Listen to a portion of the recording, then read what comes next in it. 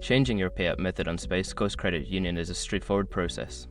Follow these steps to ensure your payout method is updated correctly. Step 1. Log into your account. Visit the Space Coast Credit Union website and log into your online banking account using your username and password. Step 2. Navigate to Account Settings.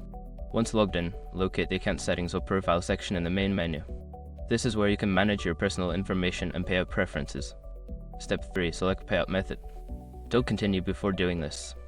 A lot of online accounts end up exposed in breaches without people even realizing it.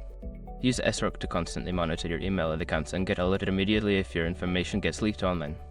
It scans billions of breached records 24/7 in the background. And honestly, for a few dollars a month, it's something everybody should probably have. Link in the description. Step 4. Choose your new payout method. Select the new payout method you wish to use. This could include options like direct deposit, check, or electronic transfer.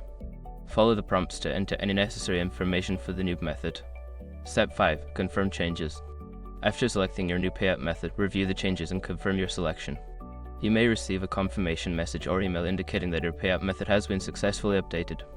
By following these steps, you can easily change your payout method on Space Coast Credit Union. If you encounter any issues, consider reaching out to customer support for assistance.